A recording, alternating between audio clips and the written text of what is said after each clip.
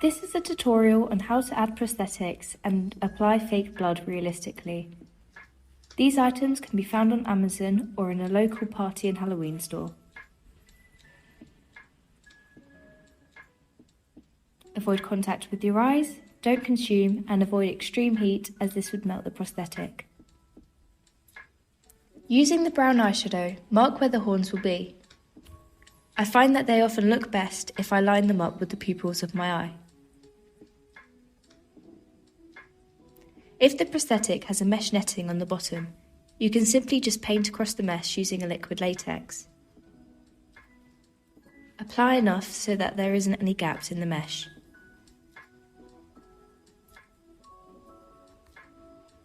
Make sure you paint the edges as well.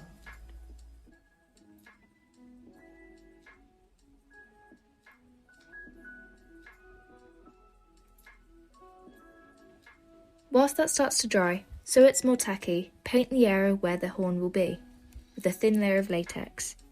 This makes it easier for them to stick onto.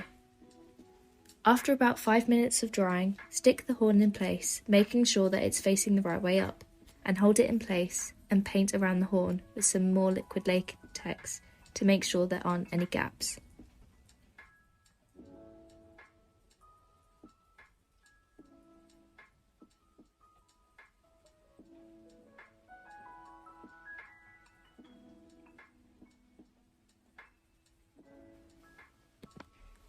However, if your prosthetic doesn't have a mesh netting, paint around the edge with latex.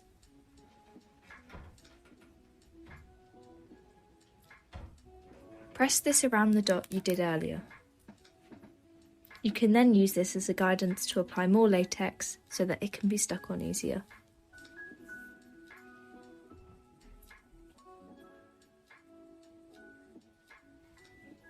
Add another layer of latex onto the horn and then leave it to dry slightly for 5 minutes, or until it goes tacky.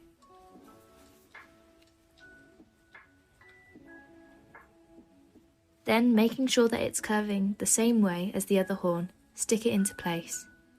Again, like the other side, use more latex to secure it into place.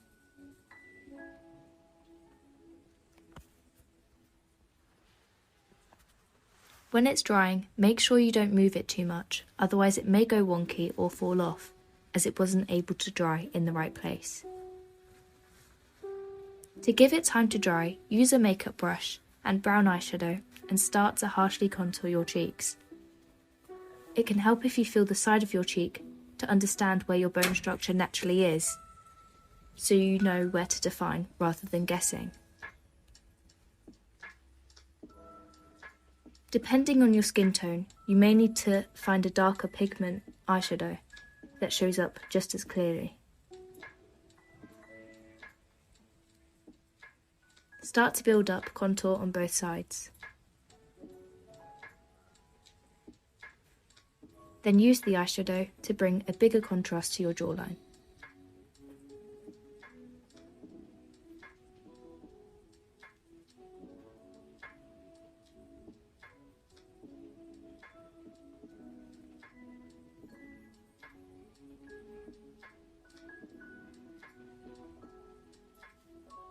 Then add some brown to the ends and the sides of your nose.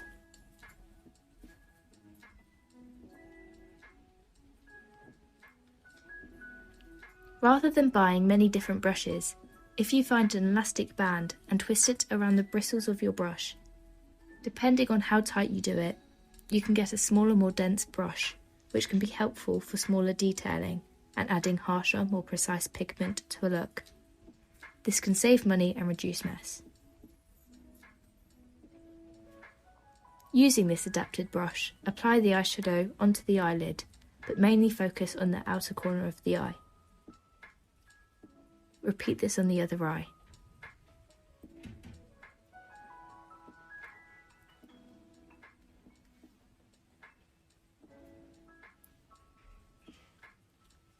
Start to add a thin line of eyeshadow on both sides of your nose to add depth. Blend it towards the centre part of the inner corner of your eye. Keep adding layers of eyeshadow to your nose until you are happy with it.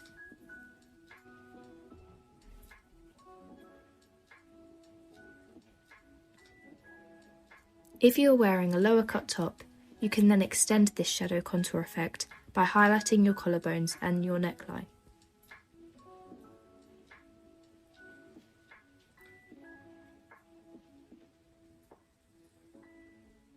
To blend this out, remove the elastic band so the brush doesn't make the blending look too patchy.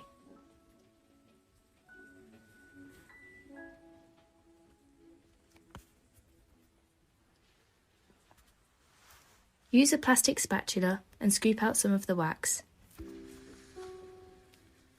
Roll it in between your hands to transfer some of your body heat so it's more malleable. Line it up where the latex and prosthetics meet and press it firmly into place. Use your finger and blend the closest side to the latex and your skin by smudging it away from the horn. Keep adding and blending the wax. This can be quite fiddly, so have patience. Use the small end of the plastic spatula and carve lumps and bumps into the wax, which are almost in line with the indents of the horn. This creates the effect that horns pierce through the skin. Keep repeating this process all around the horn and on the other side.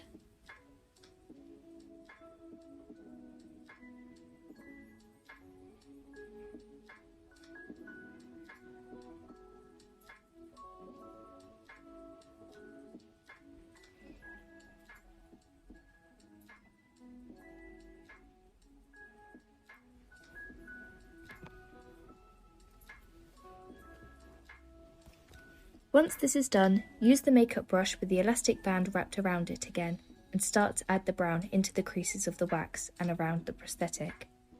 This helps make it look more realistic and adds dimension. It also helps blend into the skin slightly as well. Then, apply a pea-sized amount of fake blood onto your hand, and using a paintbrush, pick up a small amount and start to apply it close to the horn and onto the wax. Be really cautious to not get this into your eye, as it can cause harm. It's better to take your time to apply this in layers rather than applying it too much in one go and it getting in your eye or dripping down your face.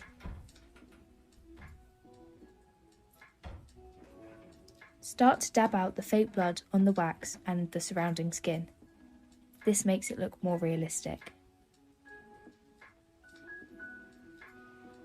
Squeeze out more fake blood when it's necessary and start to apply it in streaks across and on the tip of the horn.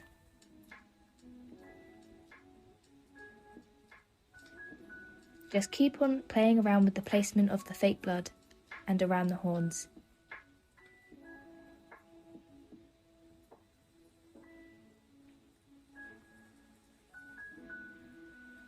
When you're ready, paint the fake blood across your hand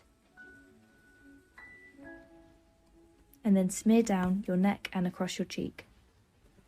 You can adapt where you smear this part of the blood to suit you more. However, I find this placement is somewhat symmetrical without looking too planned. Here is how mine turned out in the end.